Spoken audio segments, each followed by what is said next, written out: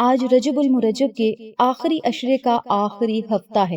سب کام چھوڑ کر 5 منٹ کا یہ طاقتور وظیفہ، طاقتور عمل کر لو اور اپنے مقدر نصیب اور تقدیر کو چار چاند لگتا ہوا خود اپنی آنکھوں سے دیکھو۔ بسم اللہ الرحمن الرحیم۔ السلام علیکم میری پیاری بہنوں اور میرے پیارے بھائیوں، آج 27 رجب ہفتے کا بہت ہی خوبصورت دن ہے۔ اس بابرکت دن میں مغرب سے پہلے اس بندے کی ہر حاجت پوری ہو جائے گی اور اسے ماہ رجب کی تمام برکتیں بھی حاصل ہو جائیں گی، جو آج رجب المرجب کے آخری عشرے کے آخری ہفتے کے دن یہ عمل کرے گا۔ ماہ شعبان کا چاند نظر آنے سے پہلے اس عمل کو، اس وظیفے کو، ان کلمات کو ضرور پڑھیں۔ یہ وظیفہ، یہ عمل آپ کو پورے مہینے کی برکتوں کا مستحق بنا دے گا۔ اس عمل کو، اس وظیفے کو کرنے کا طریقہ بہت ہی آسان ہے۔ دھیان اور توجہ سے اگر آپ یہ وظیفہ کر لیں گے تو انشاءاللہ بفضل خدا رب تعالیٰ کے انعامات کی بارش چھما چھم برسے گی۔ دنیا کے جس کونے میں بھی آپ بیٹھے ہیں، باوضو حالت میں اس عمل کو، اس وظیفے کو کریں۔ اگر آپ کہیں سفر میں ہیں تب بھی آپ یہ وظیفہ کر سکتے ہیں، اٹھتے بیٹھتے چلتے پھرتے، جب آپ کے پاس ٹائم ہو اس عمل کو، اس وظیفے کو آپ کر سکتے ہیں۔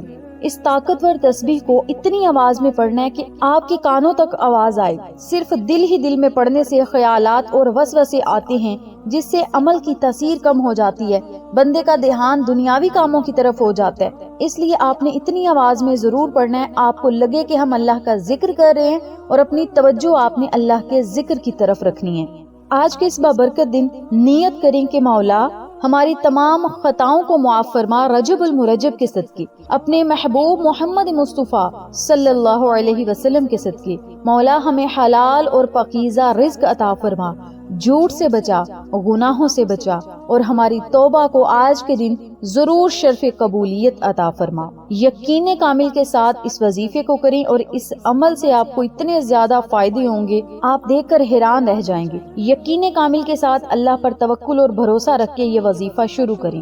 اس وظیفے کو شروع کرنے سے پہلے باوضو ہونا ہے۔ باوضو ہونے کے بعد 7 مرتبہ بسم اللہ الرحمن الرحیم، بسم اللہ الرحمن الرحیم کا آپ نے ورد کرنا ہے۔ پھر 7 مرتبہ ہی درود ابراہیمی پڑھنا ہے۔ درود ابراہیمی کی اتنی زیادہ برکت ہے، 7 مرتبہ درود پاک جب آپ پڑھیں گے تو 700 گنا تک رب تعالیٰ آپ کو اس کا اجر و ثواب عطا کرے گا اور اس کے فائدے بہت زیادہ ہیں۔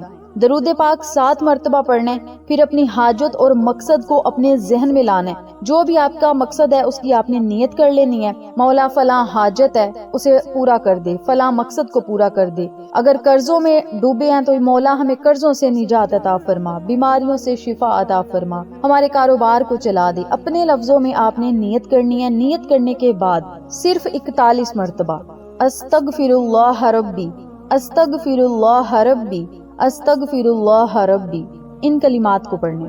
41 مرتبہ سورۃ الکوثر بما بسم اللہ شریف کے پڑھنی ہے، اور 41 مرتبہ ہی اللہ تعالیٰ کو یہ کلمہ بڑا ہی پسند ہے، اس کلمے کو آپ نے پڑھنا ہے، سبحان اللہ سبحان اللہ سبحان اللہ۔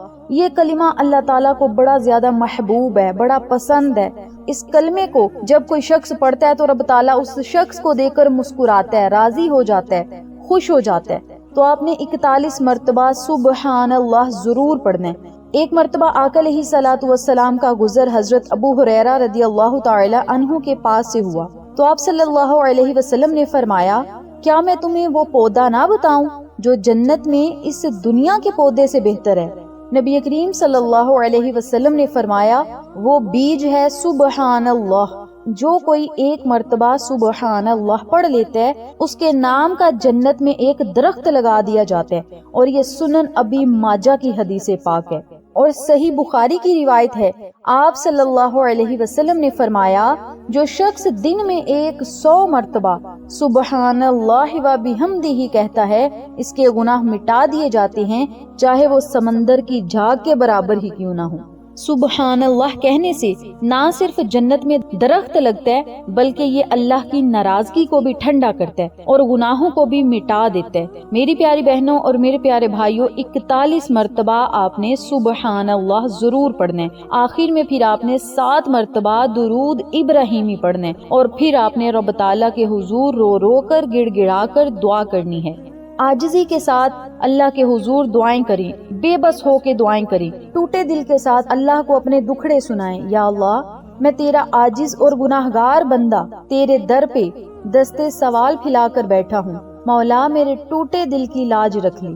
اے اللہ، میری خالی جھولیوں کو بھر دے، اپنی رحمت سے بھر دے، اپنے انعامات سے بھر دے، ہماری تمام حاجات کو پورا فرما، اپنے کن فیکون کے حکم سے ہماری تمام دعاؤں کو پورا فرما۔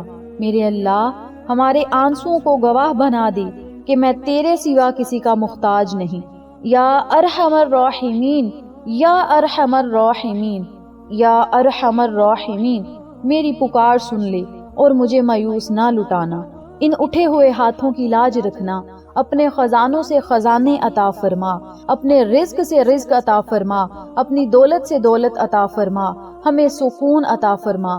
گھر، گاڑیاں، بنگلے مولا اس دنیا کی ضروریات ہیں، مولا دنیا کی ضروریات کو بھی پورا فرما، ہماری آخرت کو بہترین بنا، ہمارا ٹھکانہ جنت میں بنا، ہماری قبر کو روشن فرما۔